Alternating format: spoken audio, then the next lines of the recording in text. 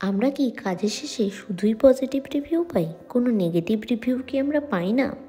হ্যাঁ, এটা নিয়েই আজকে কথা বলি। চলো এই লুকটা শেয়ার করতে করতে বলে রাখি, এটা আমার 21 ডিসেম্বরের রিসেপশন ব্রাইডের লুক। আর আমি মমতা, চুঁচুড়া থেকে। তো পজিটিভ রিভিউ আর নেগেটিভ রিভিউ, হ্যাঁ আমরা পজিটিভ রিভিউ তো পাই আর তোমাদের সাথে সেটা শেয়ার করি, কিন্তু কখনো কখনো এত নিষ্ঠা নিয়ে এত ভালোবাসার সঙ্গে কাজ করার পরেও আমাদের নেগেটিভ রিভিউ আসে। আমাদের বললাম, বাকিদের জানি না, কিন্তু আমার ক্ষেত্রে তো কয়েকবার এসেছে।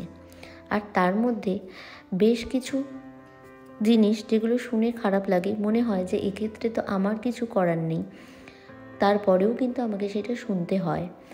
তো সেরকমই কিছু গল্প আমি তোমাদের সাথে আজকে শেয়ার করব। অনেক সময় ব্রাইডরা বলে থাকে যে কিছু ঘন্টা পরে তাদের ঠোঁটের পাশে লাইন এসে গেছিলো বা ক্র্যাক হয়ে গিয়েছিল। এটা আসলেই ক্র্যাক হয়ে যাওয়া নয়। যাদের লাভ লাইন ভীষণ প্রমিনেন্ট, তারা যতই ভালো ব্র্যান্ডের মেকআপ করো, makeup forever, Nars, airbrush, anything, Charlotte Tilbury, যেটাই করো না কেন, যত লাইট ওয়েট ফাউন্ডেশনই ইউজ করো না কেন, ইয়ারবাডস দিয়ে সেই জায়গাটা ক্লিন করে নাও না কেন, যাদের লাইন্স ভীষণ প্রমিনেন্ট তাদের কিন্তু লাভ লাইন এসেই যায় কিছু ঘন্টা পর। সেটাই সত্যি আমাদের কিছু করার থাকে না। তারপর সবচেয়ে বড় সমস্যা নথ বারবার খুলে যাওয়া। হ্যাঁ, মেকআপের পর নাকটা তো স্লিপারি হয়ে যায়, তার মধ্যে কারোর আবার খুব টেন্ডেন্সি থাকে নাক থেকে হুশ করে নথটা খুলে পড়ে যাওয়ার। আমরা এই প্রোটেকশন নিয়ে থাকলেও কিন্তু কারোর ক্ষেত্রে একদম নথ স্টে করে না, আর বারবার সেই নথটা খোলা পড়ার ফলে সেই নাকের জায়গার মেকআপটা উঠে যায়, যেখানটা বারবার ঘষা লাগছে। আর যদি কোনো জায়গা বারবার ঘষা লাগে, সেখানের মেকআপটা তো উঠবেই, কারণ সত্যি এটা একটা মেকআপ যেটা ভীষণ ডেলিকেট, ভীষণ সফট। তোমরা লক্ষ্য করে থাকবে আমরা যখন কাজ করি কতটা সাবধানতার সাথে করি, আর একটা মেকআপকে ততটাই সাবধানতার সঙ্গে রাখলে মেকআপটা ততটাই সুন্দর থাকবে, যতক্ষণ না তোমরা সেটা ক্লিন করবে ততক্ষণ পর্যন্ত। এরকম রিভিউয়ের মাঝখানেও আমরা কখনো শুনি যে কারোর লিপস্টিক নথে লেগে স্মাজ করে গেছে।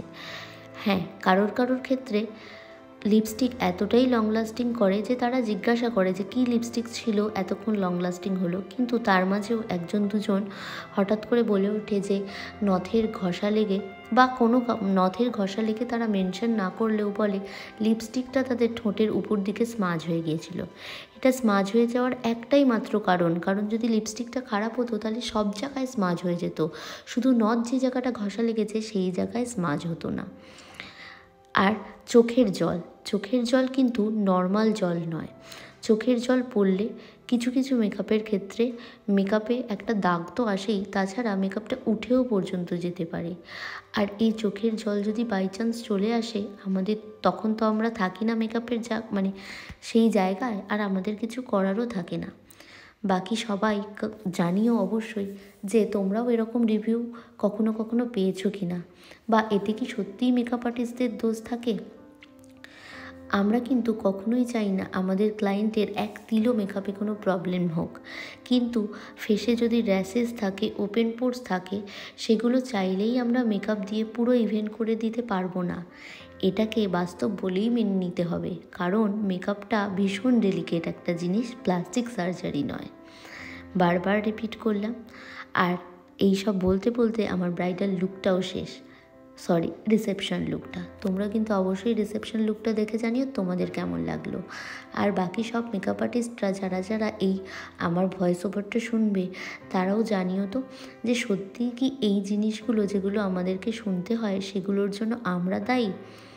মেকআপটা সত্যিই কি আমরা চাই যে কারোর ক্ষেত্রে লাইন্স চলে আসুক, কারোর পিম্পলস প্রমিনেন্ট হয়ে যাক, কারোর ওপেন পোর্স মেকআপের পর ক্লিয়ার বোঝা যাক, কারোর নথ ঘষা লেগে নাকের মেকআপ উঠে যাক? চাইবো কি আমরা এরকম? বা এতে কি সত্যিই মেকআপ আর্টিস্টদের দোষ? এত ভালোবাসা নিয়ে কাজ করার পরেও সত্যিই হয়তো সবাইকে খুশি করা যায় না। তাই এই গল্পগুলো আজকে তোমাদের সাথে শেয়ার করলাম। জানিও কেমন লাগলো। ভালো থেকো সবাই, আবার দেখা হবে অন্য কোনো ভিডিওতে। টাটা।